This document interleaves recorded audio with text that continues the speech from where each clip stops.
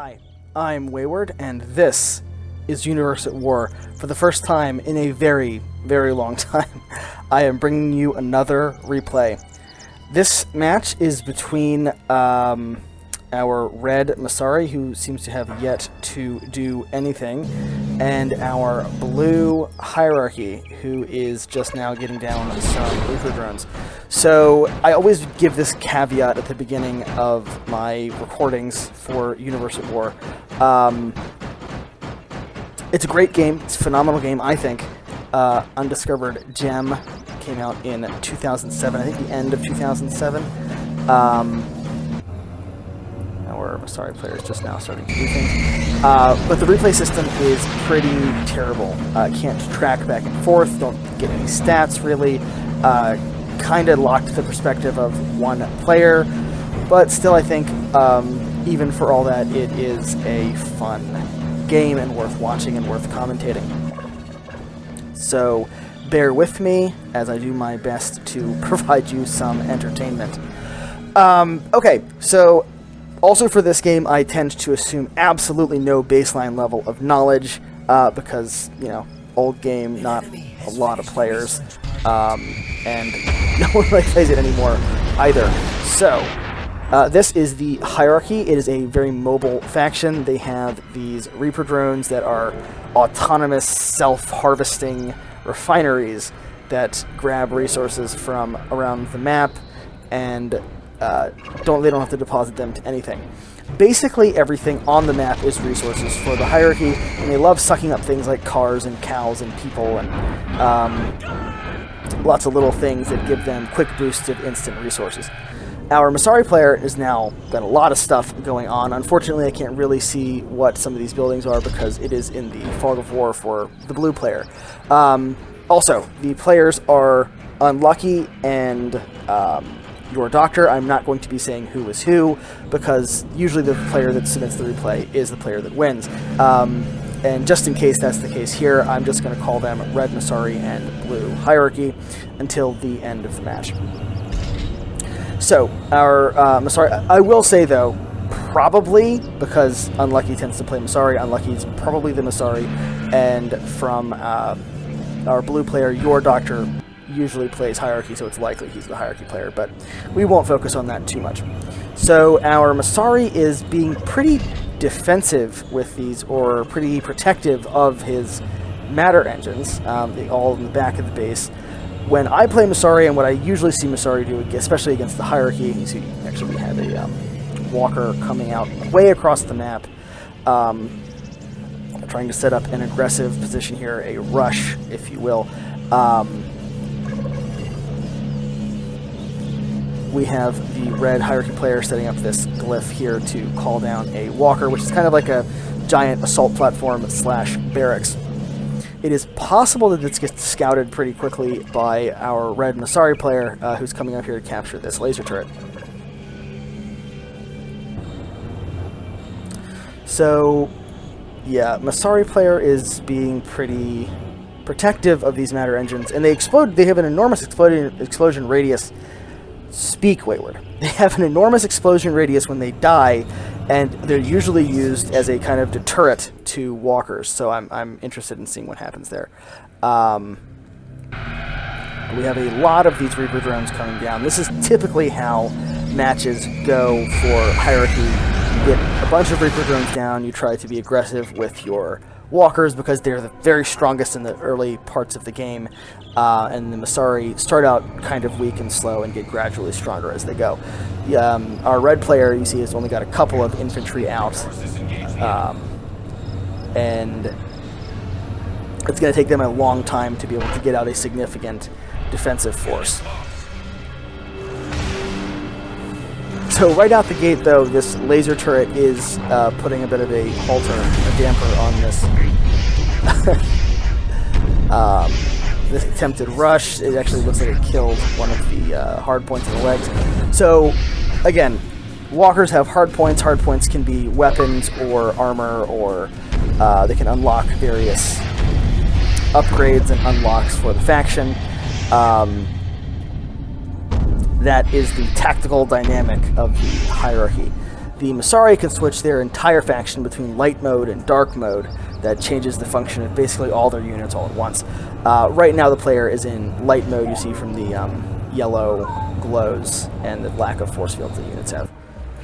Our Masari player is going around the map trying to capture the various map objectives or special buildings, capturable structures, while our blue player is moving right out for the kill, trying to get this walker into his opponent's base before there's a lot of defensive options.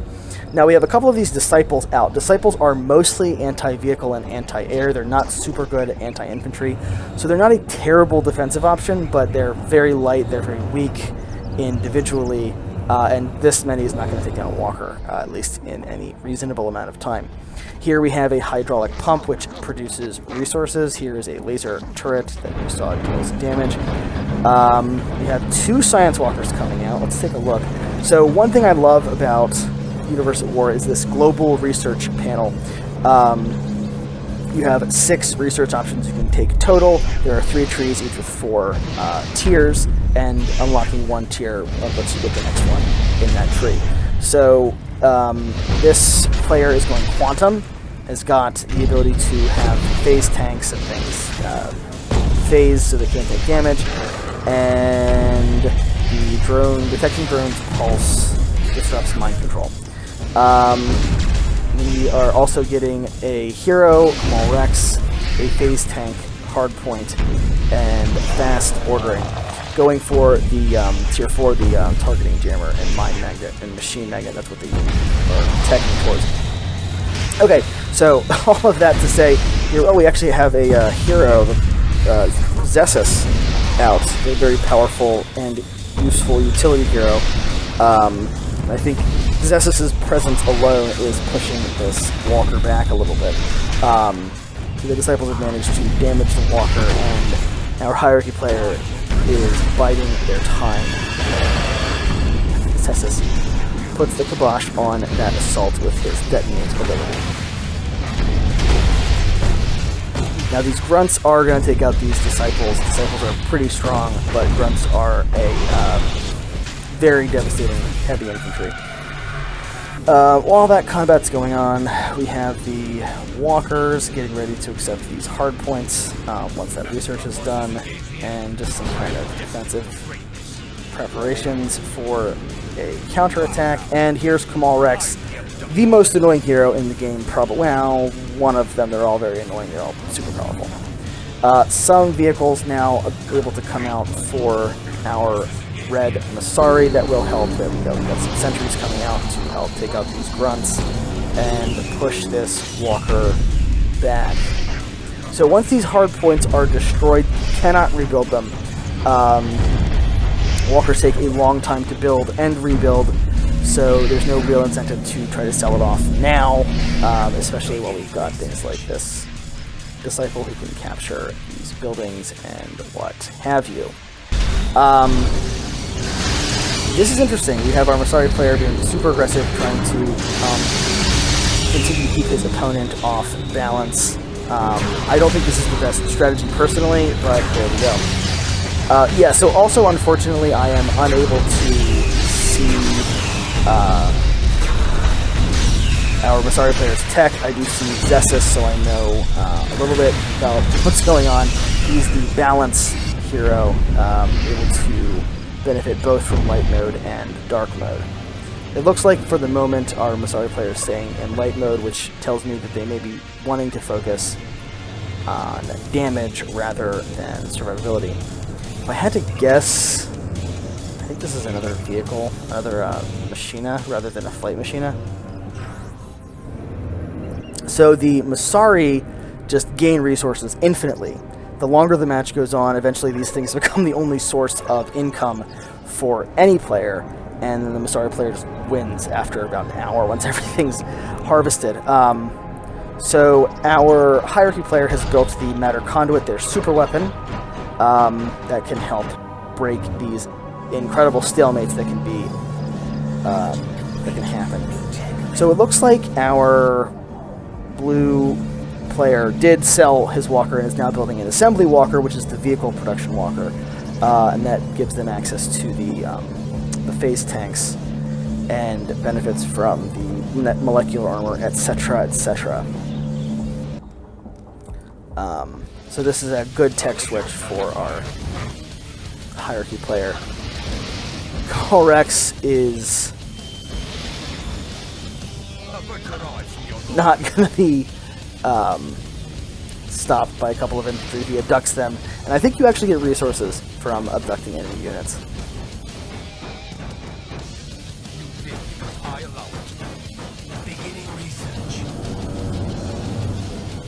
Sorry, player trying to produce some defenses to help hold off the inevitable assaults.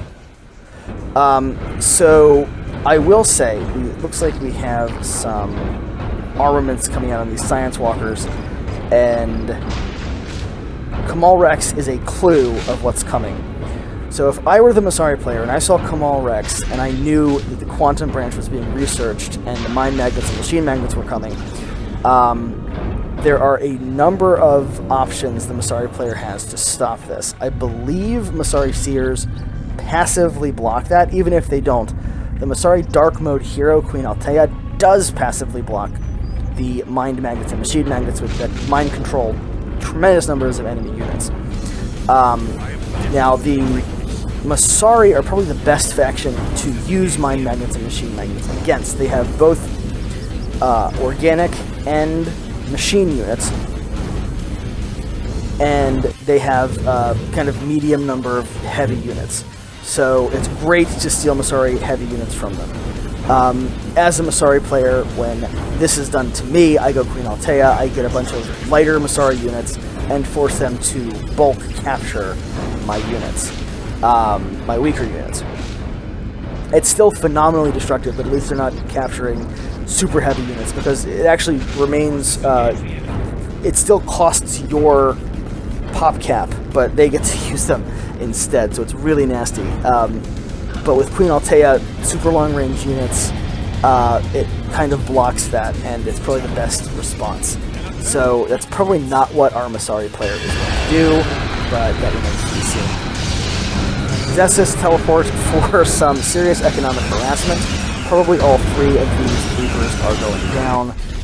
It's not everything. Here's the rest of the Reapers over here, but it's definitely something that our hierarchy player is not going to be super happy about.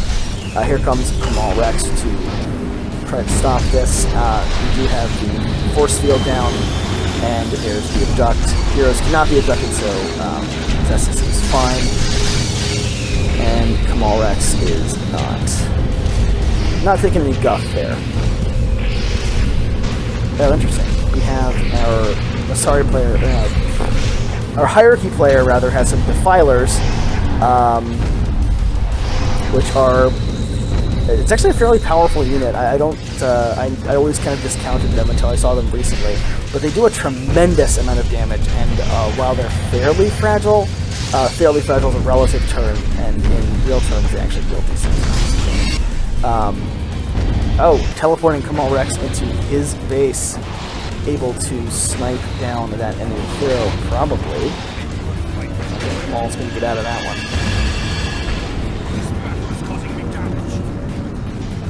Kamal has to try to path through all these turrets. If he lives, I'm going to be super impressed. But no, there goes Kamal R'ex. And typically, heroes are not set to be able to respawn, so that's the end of the threat of Kamal R'ex. That's actually quite clever. Now, meantime, we have a bunch of machine magnets and mind magnets coming down. There's one mind magnet and two machine magnets. And we also have the super weapon. So, actually, he's still there, so maybe they have hero respawning turned on.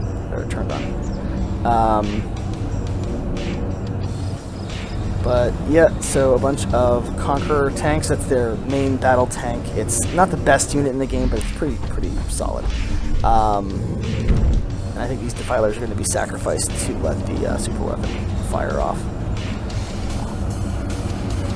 Let's see. Possibly they're just dropping their AoE ability.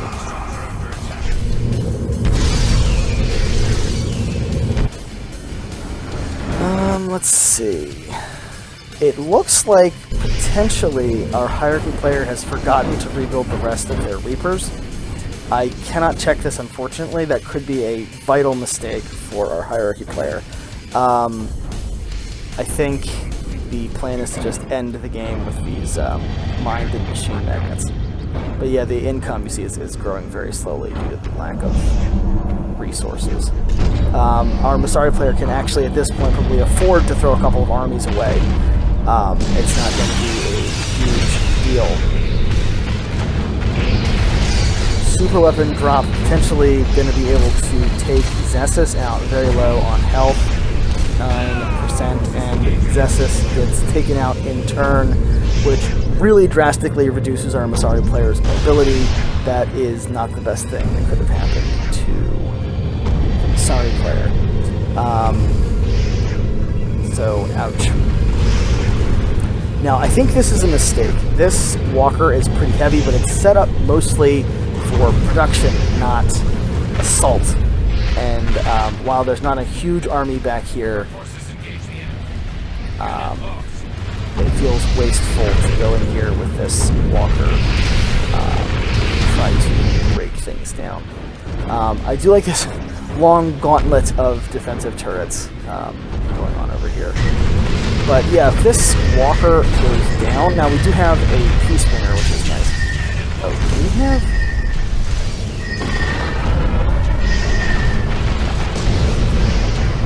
We might have Masari Stealth, I'm not sure. I don't know how the spears get turned to sleepy slaves. This is the fun thing about Quantum Branch. When enemy infantry die, they turn into your Quantum slaves. Now the Peace Bringers are exactly what our hierarchy player wants to see, because we've got these mind magnets and machine magnets coming down to take them over. So I guess this does the job of getting the defenses out of the way for the magnets to come in and take things over. Walker is not going to get much more done at the moment, but it almost doesn't need to. And there's a bit of the hierarchy, or the Masari players' economy going down. Another fully upgraded matter engine is in danger over here. So the Peace Bringers are going to be a big problem for our Masari player in about 10 seconds. We'll see what goes down. I guess it got sold off instead of dying straight out. And the mind magnet starts, or the machine magnet starts kicking in. These Peace Bringers are switching sides. This can be really hard to deal with if you're not ready for it, and sorry to say this, Masari player, but you weren't ready for this to happen. This is a very, very bad position for our Masari player to be in, and these machine magnets and mind magnets work off of the number of units, not the pop cap that the units provide. So this is a really, really bad position for our Masari player to be in. Each new Peace Bringer that comes up is either food for the other Peace Bringers or becomes part of the hierarchy army.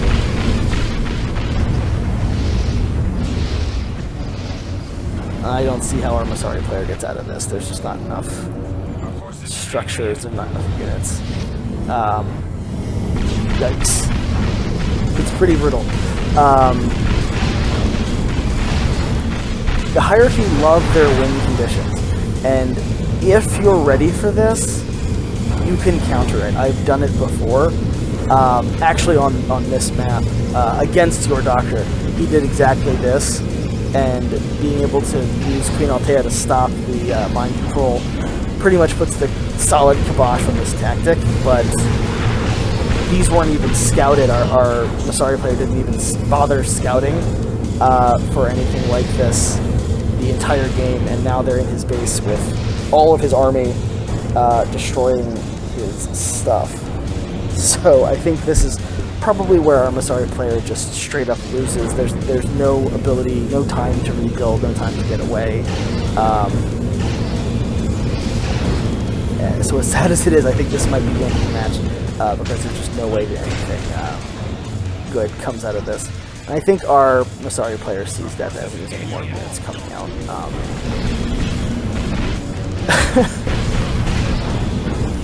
Oh my gosh. And the super weapon's ready again, so we can see another mass drop.